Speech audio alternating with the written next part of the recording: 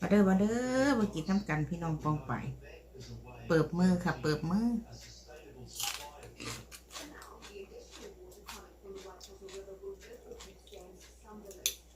ยำทะเลเดือดค่ะ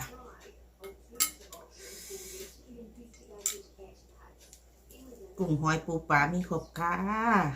โอ้บ่ได้ใส่ปลาพี่น้อง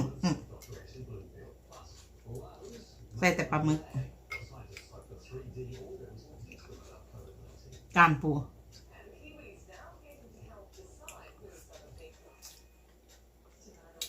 ใส่ซอนบะถนัด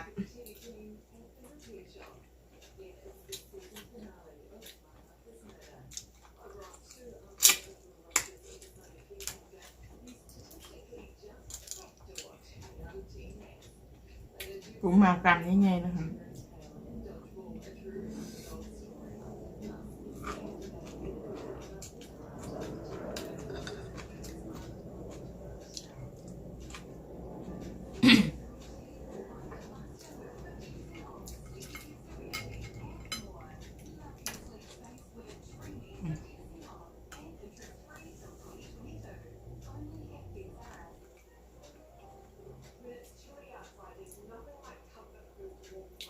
กุ้ง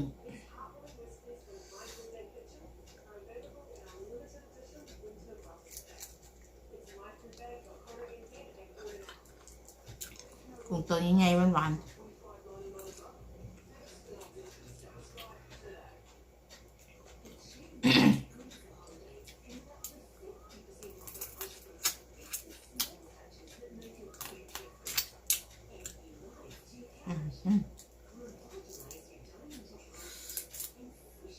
วันนี้ไปตลาดมาพอดีเจอของพวก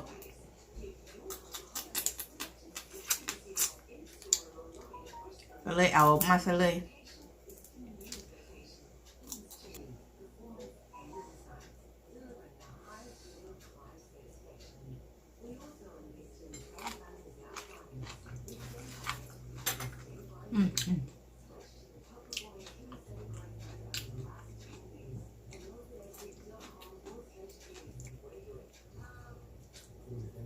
คักพี่น้อง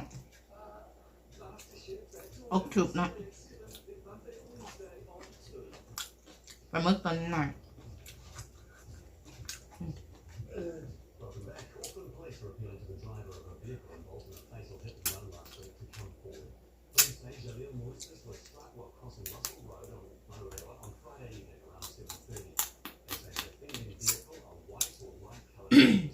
ช่วงนี้ก็คือเก่าเนาะค่ะเนาะอากาศหนาวเย็นแล้วมือเศร้านะจ๊ะ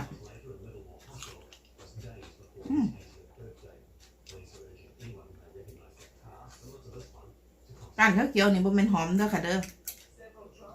กระเทียมป่า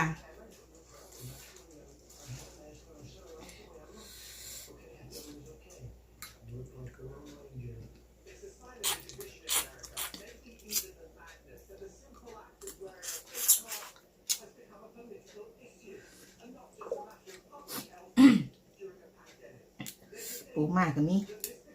กินย่ำมือเที่ยงย่ำมือนี้คุณยายน่ะใส่กินแทนข้าวแรงเด้อพี่น้องกินย่ำกินอันนี้แทนข้าวแรง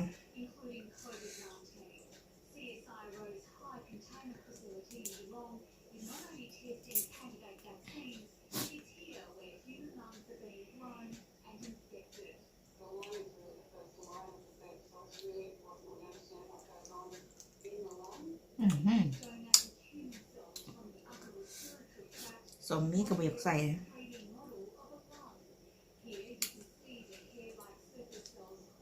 เนื้อมัน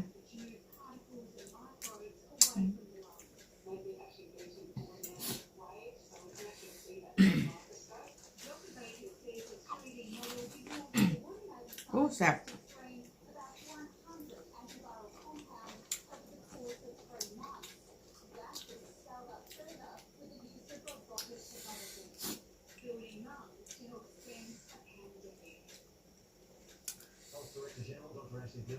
ปู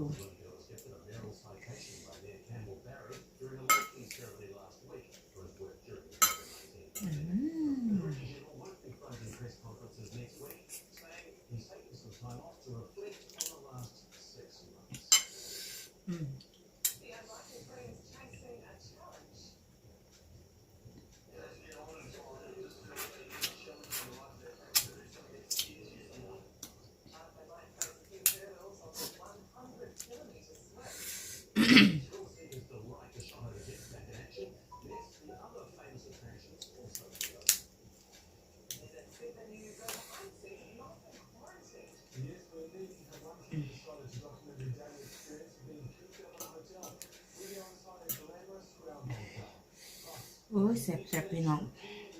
มาเด้อพี่น้อง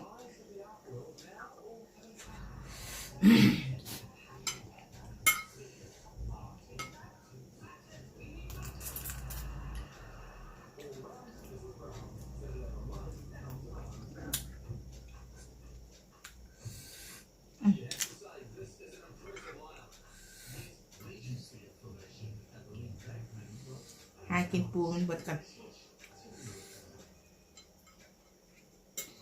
เดี๋ยวลูกๆสิมาเห็นปูเขาสิบ่กิน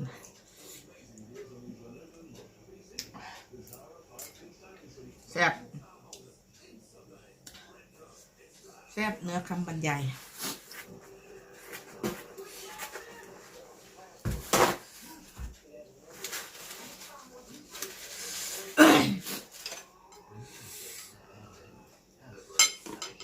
จานพูนเหลือโบทงกิบให้ลูกไว้ให้ลูกกัน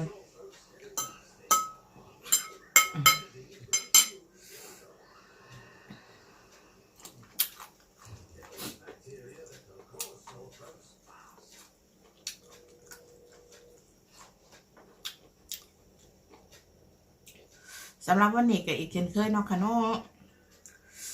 ฝากกับขอบคุณพี่ๆน้องๆที่เขามาให้กำลังแรงใจฝากแชร์ไปให้เพื่อนๆเบิ่งในเด้อค่ะเด้อช่วยแชร์กันหน่อยนะคะเนาะเองก็อย่าลืมกดกระดิ่งให้คุณยายหน่อยนะคะกดกระดิ่งติ๊งๆหน่อยนะคะเพื่อเป็นกำลังใจให้คุณยายทำคลิปวิดีโอใหม่ๆต่อไปนะสำหรับวันนี้กราบขอบพระคุณค่ะบ๊ายบายค่ะ